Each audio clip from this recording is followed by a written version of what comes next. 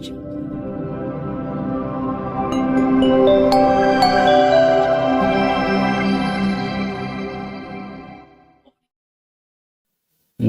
tassa bhagavato arahato sama sambuddhassa. Namo tassa bhagavato arahato sama sambuddhassa.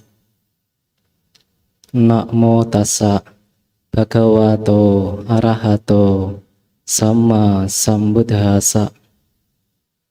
Samaditya bhikkhave samanagata sata kayasa beda parang marana sugating sagang lokang upajanti iti. Para biku, dengan memiliki pandangan benar, maka dengan hancurnya jasmani setelah kematian, makhluk-makhluk terlahir kembali di alam tujuan yang baik, di alam surga.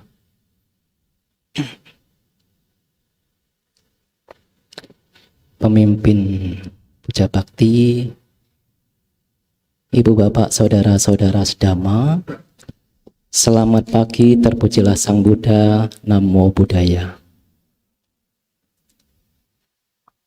Pada pagi hari ini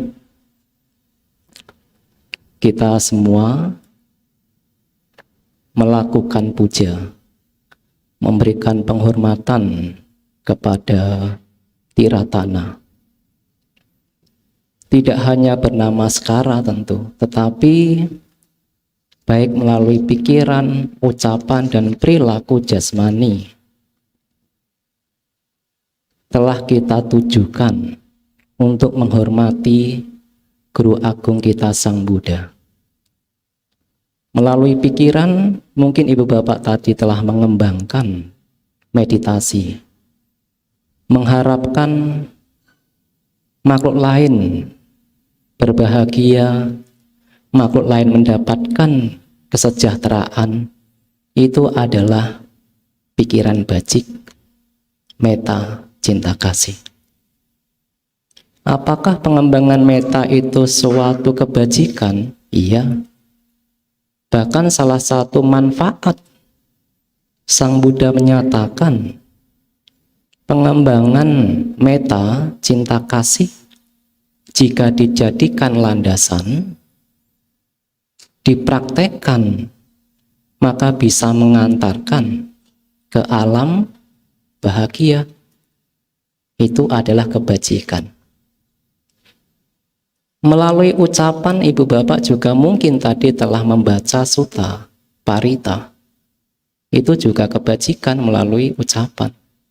Apalagi ketika membaca, ibu bapak juga merenungkan artinya.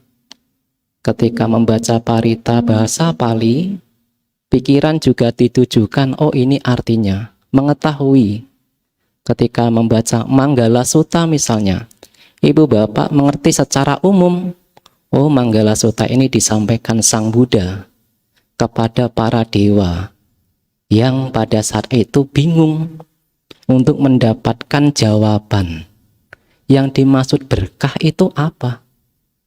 Nah, ketika ibu bapak membaca Manggala Sutta mengetahui, apalagi seolah-olah ibu bapak sedang berada di hutan, karena diyakini bahwa Manggala Sutta itu kan disampaikan di Jetawana yang penuh dengan pepohonan. Pikiran kita diarahkan mungkin pada saat itu Sang Buddha sedang membabarkan Dhamma. Pikiran ini diliputi oleh kebajikan. Dan ibu bapak juga bernama Skara dengan penuh bakti, dengan penuh penghormatan kepada Guru Agung kita Sang Buddha. Sudah berapa banyak kebajikan yang dilakukan pada pagi hari ini? Apa yang dilakukan pada pagi hari ini akan menjadi pemilik kita, Kammasaka. Kita ini adalah pemilik perbuatan kita sendiri. Tetapi Sang Buddha tidak sampai di situ. Setelah kita memiliki karma kita sendiri, memiliki perbuatan kita sendiri, setelah itu Sang Buddha menyatakan, Kamadayada. Apa yang kita miliki ini akan kita warisi. Ya, apa yang kita lakukan di pagi hari, baik melalui pikiran, ucapan, dan perilaku jasmani, akan kita warisi. Dan tidak sampai di situ. Sang Buddha akhirnya menyatakan kama yoni. Kalau kita ini sudah memiliki perbuatan kita sendiri, menjadi pewaris perbuatan kita sendiri, kita pun akan lahir sesuai perbuatan kita sendiri. Maka itulah kenapa di dalam masyarakat kita ini berbeda antara yang lain, karena perbuatannya ya berbeda-beda. Ada yang ketika dilahirkan sudah di keluarga yang begitu sangat mapan, tetapi di sisi lain ada bahkan untuk bisa makan saja sulit, untuk bisa minum saja sulit, apalagi tempat tinggal. Tempat tinggalnya ya harus di jalan misalnya. Ini yang membedakan adalah perbuatan masing-masing. Maka itulah sebagai umat Buddha harusnya orang yang paling siap menerima perbedaan di dalam masyarakat. Karena toh semuanya kan juga karena perbuatan kita masing-masing. Bukan untuk menjadi pesimis, tetapi ya saya menjadi pemilik, pewaris perbuatan saya sendiri. Kalau saya berbuat kebajikan, maka kebahagiaan akan datang. Kalau saya berbuat keburukan, penderitaan akan datang. Sesimpel itu sebetulnya. Nah, ibu bapak saudara-saudara sedama, ketika kita sudah lahir menjadi manusia, sebetulnya ada bahaya. Kita mau merenungi atau tidak, ada bahaya. Yang pertama adalah bahaya kehilangan sanak saudara. Ya, ini kehilangan, ini bahaya. Kenapa? Kalau kita kini kehilangan sanak saudara, bisa menimbulkan ratap tangis. Ini menjadi bahaya bagi kita. Penderitaan.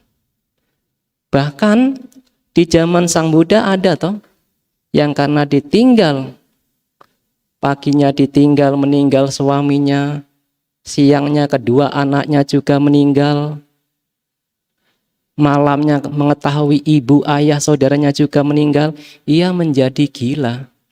Bukan gila etok-etok. Gila beneran karena memang seluruh bajunya sudah dilepaskan. Ia telanjang, pergi ke arah kiri, ke kanan, berlari telanjang. Kenapa? Bahaya. Bahaya apa? Bahaya kehilangan kerabat. Karena ketika kita tidak mampu menghadapi itu, ini akan menjadi tekanan, akan menjadi penderitaan. Ini bahaya yang pertama, kehilangan sanak saudara. Yang kedua adalah Sang Buddha menyebutkan ada bahaya kehilangan kekayaan. Apa yang telah ibu bapak perjuangkan di pagi hari ketika bangun, pikirannya sudah berpikir saya harus mendapatkan, saya harus memperoleh kekayaan. Tetapi kekayaan yang ibu bapak miliki juga ada bahaya. Setidaknya Sang Buddha menyatakan ada 5 bahaya kekayaan yang telah dimiliki. Bahaya dari api. Apa yang ibu bapak telah miliki, harta yang ibu bapak telah miliki, kalau tidak hati-hati bisa terbakar.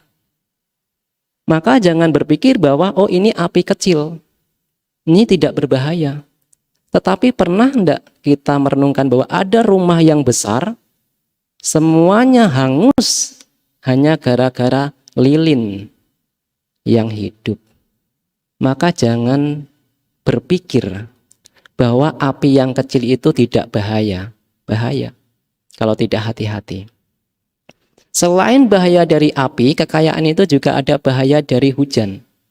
Mobil kalau tidak dirawat dengan benar, itu juga akan cepat rusak. Berbeda kalau dirawat ketika hujan, bagaimana cara untuk merawatnya. Rumah juga sama. Kalau bocor sedikit dibiarkan, lama-lama juga banyak. Maka kekayaan yang dimiliki juga ada bahaya. Bahaya dari air, bahaya dari pencuri, bahaya dari ahli waris yang tidak benar. Apa yang ibu bapak miliki yang sudah diperjuangkan dengan sungguh-sungguh, dengan keringat di kening dan sebagainya, kadang malam dijadikan siang. Kalau ibu bapak tidak hati-hati mempercayakan kepada orang yang tidak tepat, dalam waktu singkat juga bisa habis. Habis. Mereka yang tidak memiliki perilaku yang benar diberi kekuasaan untuk mengelola kekayaan juga bisa hancur. Ini juga bahaya. Juga Sang Buddha juga menyatakan ada bahaya dari pemerintah. Kalau tidak hati-hati ya mungkin bisa dirampas, bisa diambil alih.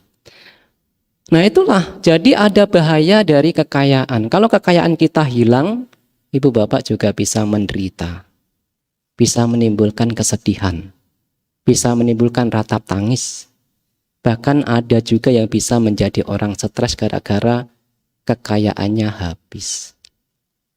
Dan yang ketiga adalah bahaya dari kehilangan kesehatan. Artinya suatu ketika kita juga bisa sakit. Para bijaksanawan menyatakan bahwa tubuh kita ini adalah sarang penyakit.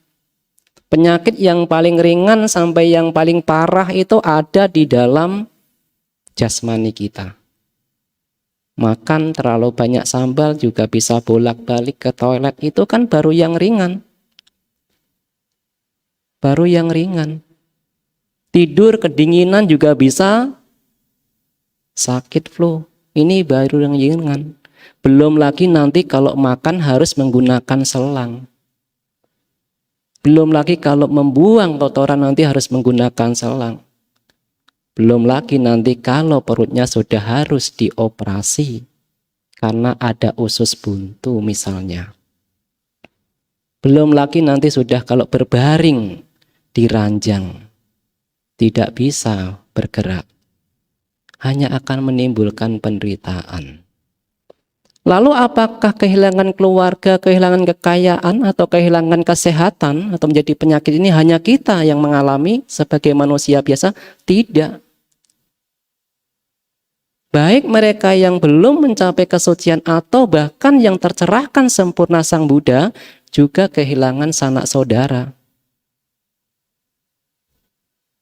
Ketika sudah mencapai pencerahan, Raja Suddhodana juga harus wafat meninggalkan Sang Buddha terlebih dahulu.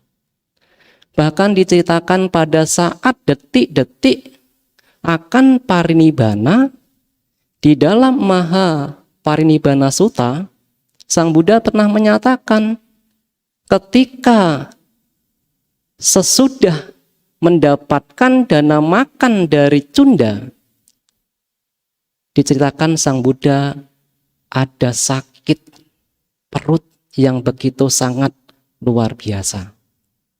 Sakit. Sang Buddha juga bisa sakit, tidak hanya kita. Bahkan untuk menenangkan Cunda, Sang Buddha harus memberikan pesan khusus yang disampaikan kepada Bante Ananda. Mungkin saja Ananda, Cunda ini akan khawatir. Loh, kok ini baru setelah mendapatkan dana makan dari Cunda kok Sang Buddha sakit dan parinibbana? Wah, gara-gara Cunda. Karena baru mendapatkan makanan dari Cunda, Sang Buddha wafat. Kamu harus bertanggung jawab. Mungkin saja akan ada yang menyatakan seperti itu. Sehingga Cunda akan khawatir, akan tidak nyaman batinnya, akan ada penyesalan. Maka itulah Sang Buddha memberikan pesan khusus kepada Bante Ananda. Oh Ananda, mungkin saja Cunda akan khawatir. Karena setelah mendapatkan dana makan dari Cunda, Sang Buddha sakit dan parinibbana. Tetapi tenangkanlah. Ananda, ada dua orang di dunia ini yang setelah dana makan, wipaka, akibat pahalanya itu tidak bisa diukur. Besar, maha besar. Siapakah orang ini? Yang pertama Ananda, ada orang yang setelah berdana makanan, Orang ini mencapai pencerahan sempurna menjadi sama Sang Buddha. Orang yang bisa berdana seperti ini akibatnya sulit dihitung, besar. Siapakah orang ini? Ibu Sujata. Ya toh? Ibu Sujata ini di pagi hari berdana, makanan khusus dipersembahkan kepada Petapa Gotama. Setelah itu malamnya duduk di bawah pohon Bodhi mencapai pencerahan sempurna menjadi sama Sang Buddha. Ini Ibu Sujata ini luar biasa. Ya, luar biasa. Pahalanya sulit untuk dihitung. Yang kedua, Ananda, ketika setelah menerima dana makanan, sama Sang Buddha ini parinibbana, wafat. Orang ini juga berdana, jasanya sulit dihitung. Ini dilakukan Sang Buddha untuk mencegah agar Cunda merasa menyesal. Sang Buddha juga bisa sakit. Maka kalau ibu bapak bisa berdana makan dan setelah itu yang menerima dana makan, kalaupun tidak sampai mencapai pencerahan, mencapai jana misalnya, mencapai sotapana misalnya, betapa besar jasa kebajikan yang telah Anda perbuat. Nah, itulah ibu bapak saudara-saudara sedama, tidak hanya kita, makhluk yang masih biasa, yang akan mengalami berpisah dengan keluarga, kehilangan kesehatan, tetapi para Arya juga bisa mendapatkan itu, mengalami itu. Cuma bedanya, kalau sama Sang Buddha sakit secara fisik tetapi batin tidak sakit. Kalau kita dua, sakit secara jasmani, sakit secara mental. Maka ibaratnya kalau kita ini ditusuk dengan 100 tombak karena sakit fisik, panas, sakit, ditambah lagi 100. Sakit secara batin, double. Sakitnya double. Nah, itulah ibu bapak saudara-saudara sedama. Tetapi ibu bapak saudara-saudara sedama tidak perlu khawatir. Ya, kehilangan sanak keluarga benar akan mengalami penderitaan. Kehilangan kekayaan yang sudah dikumpulkan dengan giat, benar itu akan menimbulkan kekecewaan, menimbulkan kesedihan. Kehilangan kesehatan juga itu bisa menimbulkan penderitaan. Tetapi Sang Buddha menyatakan, kehilangan sanak keluarga, kehilangan kekayaan, kehilangan kesehatan tidak akan membawa kita lahir di alam rendah. Tidak. Sang Buddha menyatakan bahwa tidak ada makhluk yang gara-gara kehilangan keluarga, kehilangan kekayaan, kehilangan kesehatan, setelah jasmaninya hancur oleh kematian, terlahir di alam rendah, alam neraka, binatang, peta, asura. Tetapi ada dua ini, yang kalau kita kehilangan keduanya ini, bisa membawa kita ke alam rendah. Yang pertama adalah kehilangan moralitas. Yang kedua, kehilangan pandangan benar, samadhiti. Ini bisa membawa kita akan jatuh ke alam rendah. Ibu bapak tadi telah memohon sila, tidak membunuh, tidak mencuri, tidak berbuat asusila, tidak berbohong, tidak minum minuman keras. Kalau 5 sila ini dijaga, Sang Buddha menyatakan silena sugating yanti. Dengan mempraktekkan sila, dengan merawat sila, bisa membawa terlahir di alam bahagia, alam suga, alam bahagia. Bahkan Sang Buddha menyebutkan praktek moralitas yang dijalankan dengan benar.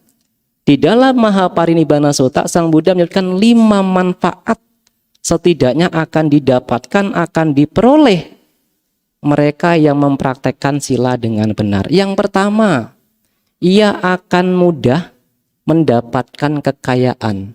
Bukan. Karena Sang Buddha menjelaskan bahwa ia yang memiliki perilaku baik, ucapannya baik, akan bisa menjaga dirinya.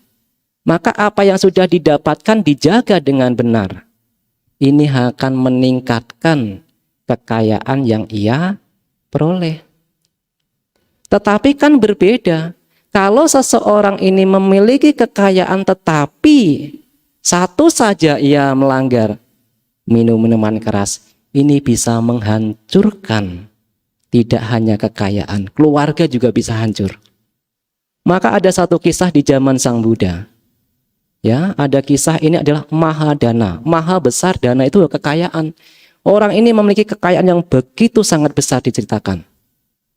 Di masa itu diceritakan bahwa Mahadana ini memiliki kekayaan 80 koti. Ya, satu koti itu dijelaskan di dalam kitab ulasan itu 10 juta.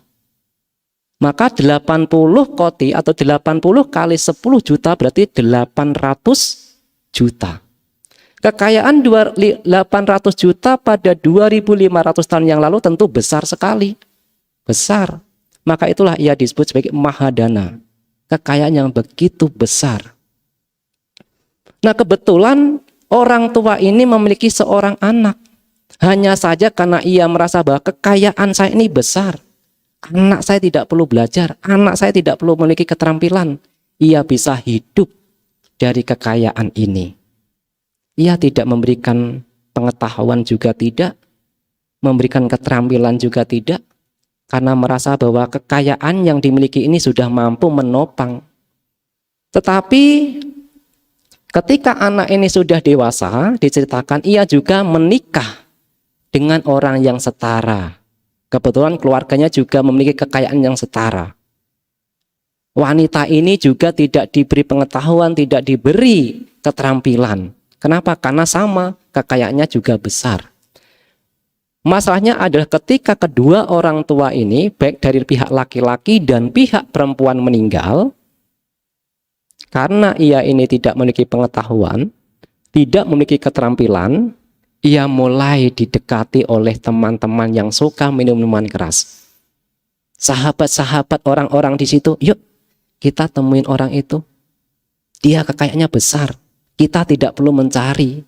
Pasti dia bisa memenuhi keinginan kita. Sedikit demi sedikit diajak untuk minum. Lama-lama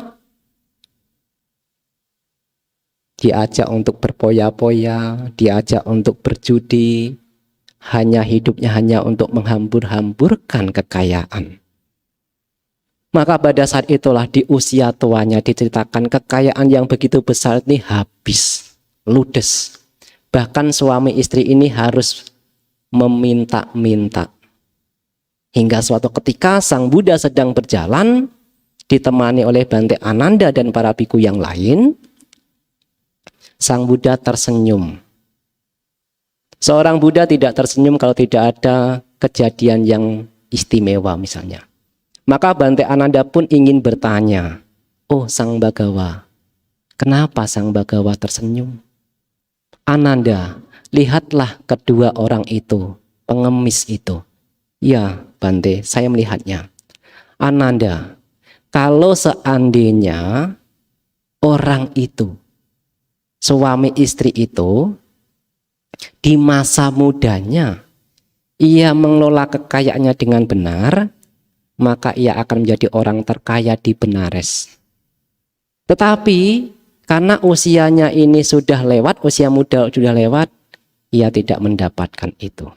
Atau kalau ia meninggalkan kehidupan sebagai perumah tangga menjadi seorang biku, suaminya akan mencapai arahat, istrinya akan mencapai anagami. Tetapi itu pun tidak dilakukan. Tetapi Ananda, misalnya saja di usia muda ia lalai, tetapi di paruh baya, ia mempergunakannya, ia menggunakan kekayaannya dengan benar, ia mengelola kekayaannya dengan benar, maka ia akan menjadi orang terkaya nomor 2 di Benares. Tetapi paruh baya pun dilewati begitu saja. Atau kalau seandainya ia meninggalkan kehidupan sebagai perumah tangga menjadi seorang biku, suaminya mampu mencapai anagami, istrinya sakadagami, tapi itu pun sudah lewat. Tetapi Ananda, kalau di tengah baya ia lalai dan pada saat usia tua ia masih mengelola kekayaannya dengan benar, mempergunakan kekayaannya dengan benar, maka ia akan menjadi orang nomor 3 terkaya di Benares. Tetapi usia tua juga sudah berlalu. Ia pun tidak menjalani kehidupan suci. Kalau saja ia menjalani kehidupan suci, suaminya akan mampu mencapai sakadagami, istrinya sotapana. Ibu bapak saudara-saudara sedama, teman ini berbahaya. Ibu bapak mesti mengetahui kanan samping kiri saya ini berjalan dengan siapa. Kalau ibu bapak tidak memahami perilaku ucapan teman yang Anda ajak hidup bersama, ini hanya akan merugikan. Loh Bante, bukankah itu pilih-pilih? Ya, kita belum suci. Batin kita masih bisa terombang-ambing. Mampu tidak kita masih tegak lurus? Ketika diajak untuk ke kafe, yuk kita minum. Masih mampu tidak?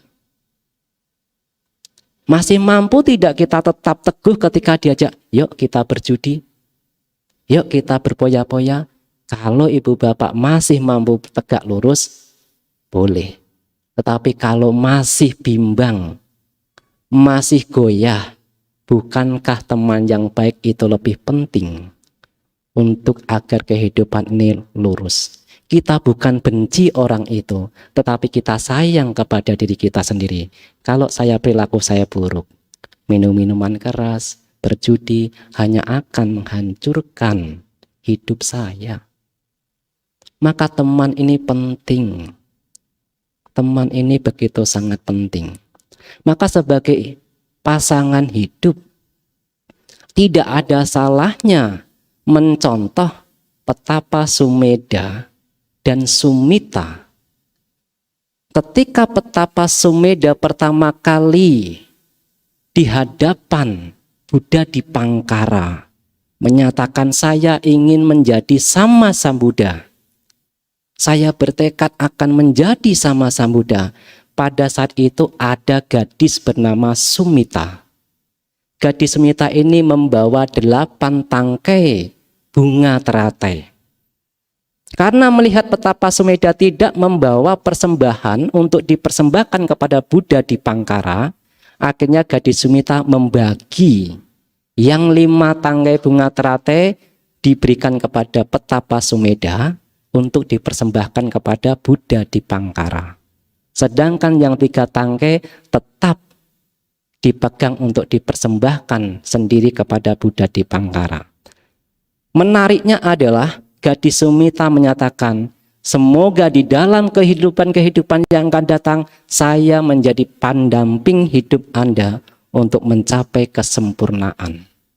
Hingga akhirnya yang terlahir kehidupan sebagai Pangeran Siddhartha, diyakini itu adalah petapa Sumedha. Sedangkan putri Yasodhara adalah gadis Sumita. Pernah tidak pasangan hidup suami istri ini menyatakan, yuk kita sama-sama menyemburkan paramita? Suami ketika istrinya datang ke wihara, saya mendukung Anda untuk menyempurnakan parami. Istrinya ketika mengetahui suaminya berbuat kebajikan, mendukung, saya mendukung Anda untuk berbuat kebajikan. Karena hidup tidak hanya pada saat ini, tetapi ada kehidupan yang akan datang.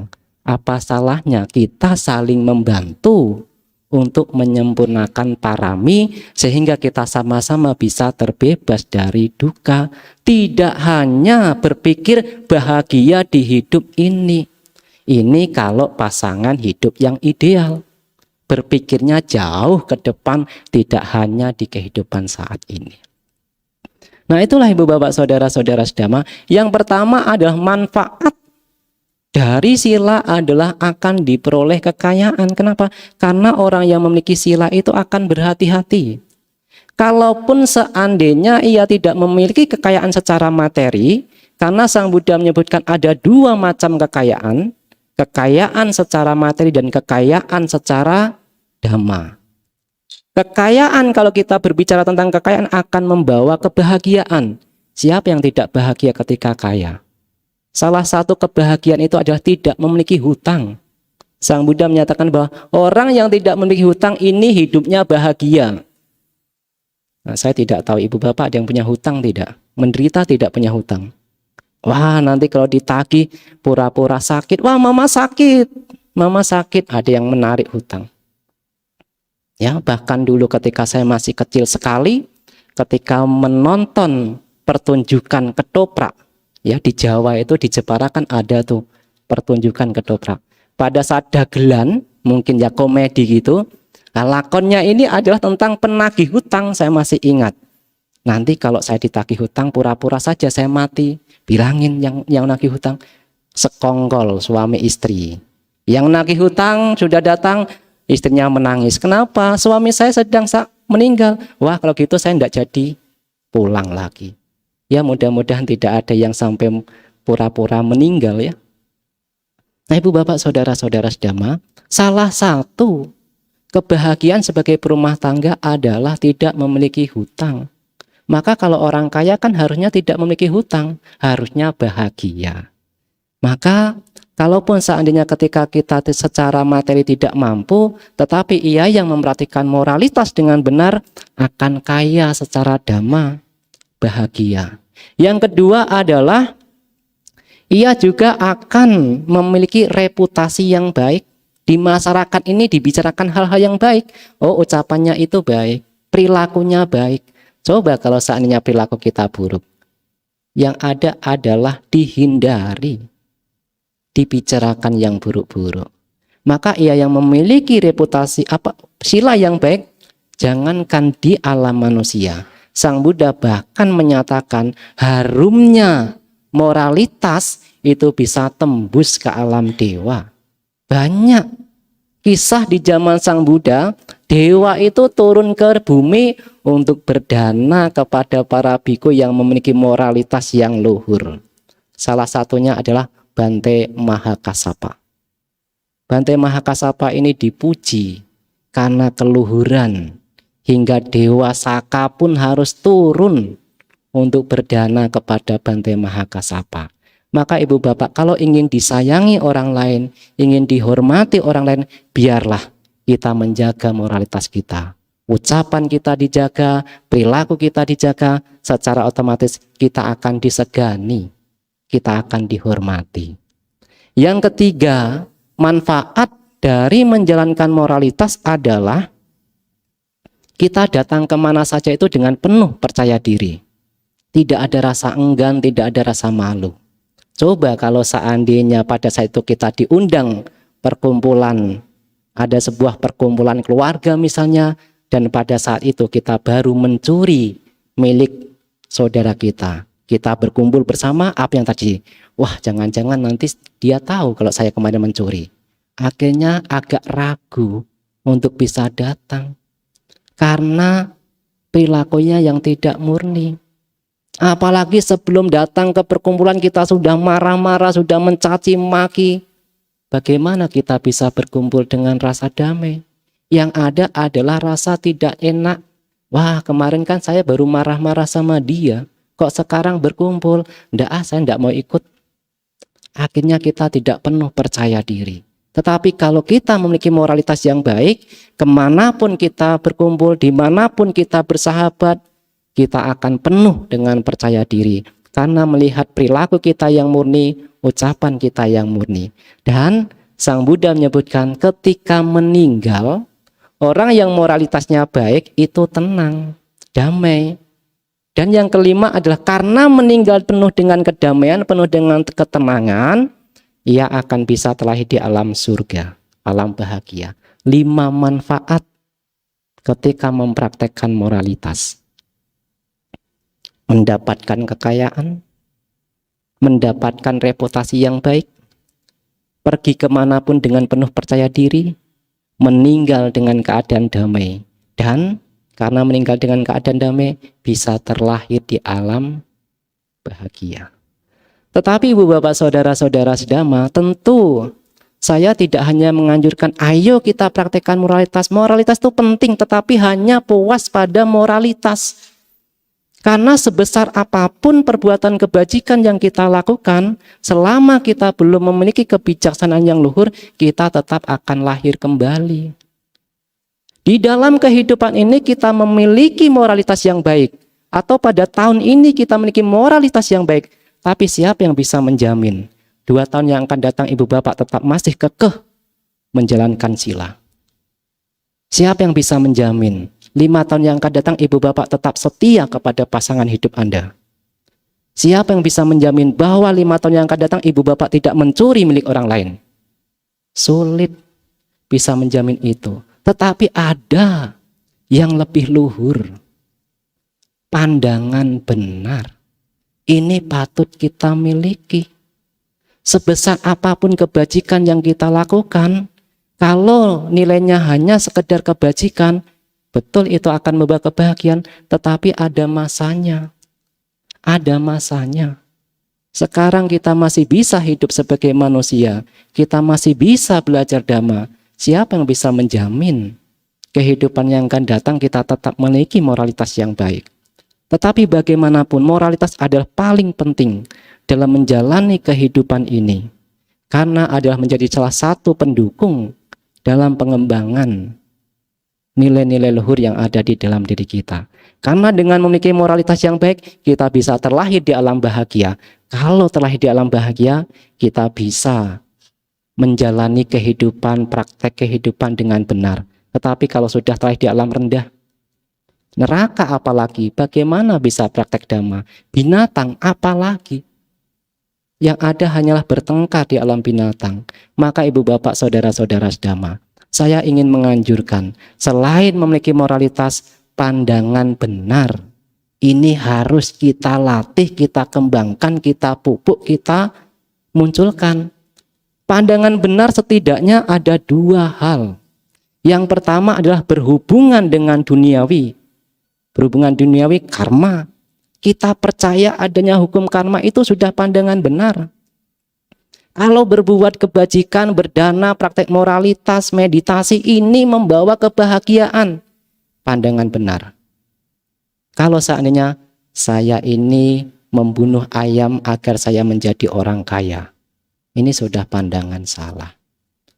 Dan kalau pandangan salah, Sang Buddha menyebutkan setidaknya 2 hal. Neraka atau binatang. Maka yang pertama adalah miliki pandangan tentang keyakinan hukum karma. Apa yang kita tanam itu yang akan kita petik. Gampangannya seperti itu. Maka setelah kita memiliki keyakinan terhadap hukum karma, yang kedua, ada loh nilai bajik, perbuatan bajik, kusala. Ada nilai yang tidak bajik, akusala. Perbuatan bajik dan perbuatan tidak bajik itu ada 10 macam. Perbuatan bajik melalui pikiran itu ada 3. Perbuatan bajik melalui ucapan ada 4. Perbuatan bajik melalui perilaku jasmani ada 3. Ada 10 macam dasa kusala kamma. Melalui perilaku jasmani, tidak membunuh, tidak mencuri, tidak berbuat asusila. Ini melalui perilaku jasmani. Melalui ucapan ada 4. Tidak berbohong, jujur. Tidak berkata kasar, sopan. Tidak memecah belah. Ucapannya justru menyatukan mereka yang sudah bercerai-berai. Yang keempat, tidak bergosip atau berbicara yang tidak bermakna. Bicara sesuai dhamma. Melalui ucapan ada 4, melalui pikiran ada 3. Pikirannya tidak penuh dengan keserakahan. Ingin ini, ingin itu. Wah, ini miliknya siapa, HP siapa, nanti saya ambil, baru nanti saya ambil, belum diambil, itu sudah pikiran buruk. Yang kedua adalah niat buruk. Ketika ibu bapak sedang berjalan bawa motor, tiba-tiba ada yang menyalip dengan sangat kencengnya, ibu bapak berpikir semoga di depan jatuh. Baru di dalam pikiran itu sudah pikiran buruk. Kenapa tidak ada pikir, oh mungkin dia lebih ingin cepat sampai karena ada kepentingan. Walaupun sulit, tetapi tetap harus dilatih untuk menjaga pikiran kita tidak kotor, tidak keruh. Yang ketiga adalah pandangan salah itu sendiri. Tidak ada yang diberikan, tidak ada persembahan, tidak ada manfaat dari pengorbanan, tidak ada ibu ayah, tidak ada kelahiran kembali, tidak ada makhluk yang terlahir secara spontan, tidak ada kehidupan lain, alam lain. Semua itu adalah pandangan salah. Maka ibu bapak, selain pandangan duniawi, ada pandangan di atas duniawi. Inilah sebagai umat Buddha yang harus kita tumbuhkan. Suatu ketika Sang Buddha menyatakan kepada para biku, oh para biku, karena saya dan kalian tidak menembus 4 kebenaran Arya, maka kita berulang kali lahir. Karena kita tidak mampu menembus 4 kebenaran Arya, inilah kita lahir kembali samsara yang tidak ada ujungnya. Maka 4 kebenaran mulia inilah yang patut kita kejar juga.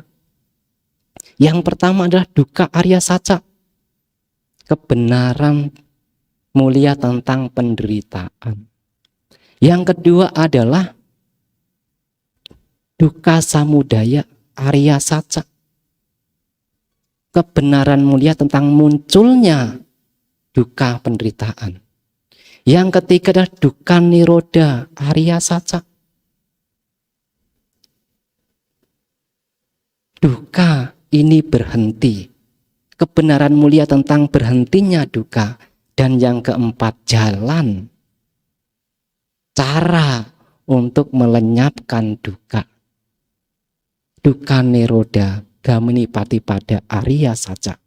Tetapi kadang kita akan berpikir, oh Bante, saya ingin melenyapkan dukkha, tetapi kita tidak mengetahui dukkha itu apa. Maka yang paling penting untuk kita pahami adalah yang pertama dulu, dukkha arya saca.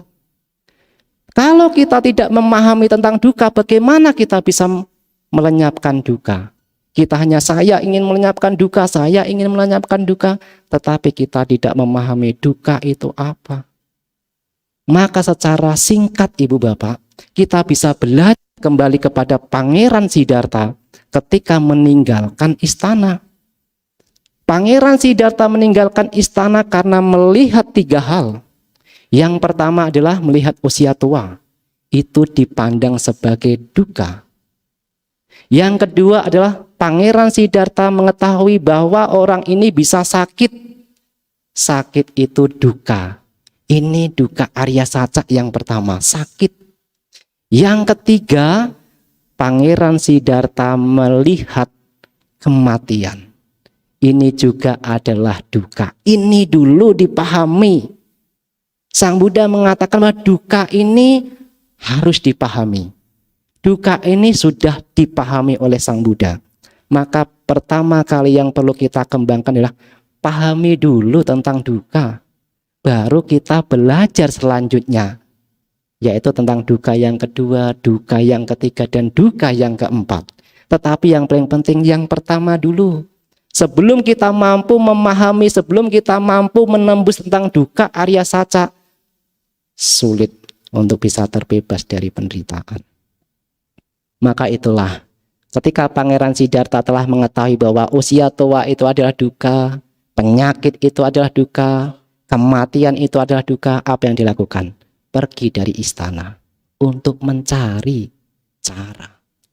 Ketika Pangeran Siddhartha usia baru 29 tahun sudah mampu memahami, oh usia tua itu penderitaan.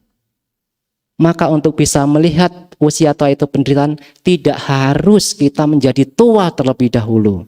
Oh Bante, nanti kalau saya sudah tua, saya baru bisa memahami usia tua ini penderitaan. Pangeran Siddhartha mampu melihat, bahkan di usia 29 tahun sudah mampu melihat usia tua adalah penderitaan. Pangeran Siddhartha juga mampu melihat penyakit ini adalah duka. Tidak harus sakit terlebih dahulu. Jangan berpikir, oh nanti kalau saya sudah berbaring di ranjang banteng baru saya memahami inilah duka. Saya harus mempraktekkan. Sulit. Kalau sudah sakit, bagaimana ibu bapak berpikir untuk mempraktekkan dhamma? Yang ada hanyalah pikiran ini disibukkan bagaimana agar saya ini bisa sembuh. Sulit untuk berpikir, saya ingin ke wihara, saya ingin bermeditasi. Sulit ketika kita dalam keadaan sakit. Yang ada adalah sibuk. Saya ini bisa sembuh tidak ya? Saya ini kapan bisa sembuh? Obat apa yang saya bisa minum sehingga saya sembuh dari penyakit? Maka untuk bisa memahami bahwa penyakit itu duka, tidak harus menjadi sakit terlebih dahulu ibu bapak. Untuk bisa melihat sakitnya ketika tangan ini dipotong, tidak harus kita mencoba, saya ehipasiko bante, tangan saya mau potong. Untuk bisa merasakan sakitnya tangan dipotong. Ini tidak bijaksana. Kita bisa melihat apa yang di luar untuk bisa menumbuhkan nilai bajik yang ada di dalam diri kita. Untuk bisa memahami bahwa kematian itu adalah penderitaan, tidak harus meninggal terlebih dahulu. Ibu bapak saudara-saudara sedama, ingin memahami tentang 4 kebenaran mulia atau 4 kebenaran Arya, pahami dulu yang duka yang pertama. Kita belajar, ini adalah duka. Usia tua ini adalah duka. Penyakit ini adalah duka. Kematian ini adalah duka. Kalau kita sudah mampu memahami itu, mau tidak mau kita akan tergugah batin kita. Ya, tergugah. Kita akan berjuang dengan sungguh-sungguh. Sebelum usia tua saya datang, sebelum penyakit saya datang, sebelum kematian saya datang, saya harus berjuang untuk membebaskan duka. Tetapi kalau kita tidak mampu memahami bahwa usia tua itu duka, penyakit itu duka, kematian itu duka, bagaimana kita bisa menyiapkan duka? Nah, inilah ibu bapak saudara-saudara sedama yang saya bisa sampaikan pada malam hari ini. Sang Buddha sudah menyatakan bahwa karena kita tidak mampu memahami 4 kebenaran mulia, pada saat itu Sang Buddha menyatakan, para biku, karena saya tidak mampu memahami 4 kebenaran mulia, saya dan kalian berulang kali kelahiran kembali. Maka mereka yang sudah mampu menembus 4 kebenaran mulia, setidaknya yang paling rendah setidaknya sudah terbebas dari alam rendah. Ini adalah tujuan kita. Dengan memiliki moralitas, dengan memiliki pandangan benar, setidaknya pandangan tentang 4 kebenaran Arya, kita sudah terbebas dari alam rendah. Nah, inilah ibu bapak. Boleh kehilangan keluarga, boleh kehilangan kekayaan, boleh kehilangan kesehatan. Tetapi jangan sampai kehilangan moralitas. Jangan sampai kehilangan pandangan benar. Karena kalau kehilangan moralitas dan kehilangan pandangan benar, bisa jatuh ke alam rendah. Tetapi kehilangan keluarga, sanak keluarga, kehilangan kekayaan, kehilangan kesehatan, ini bukan menjadi penyebab kita jatuh ke alam rendah. Terima kasih atas kesempatan pada pagi hari ini. Semoga kita selalu maju di dalam Dhamma. Semoga semua makhluk berbahagia.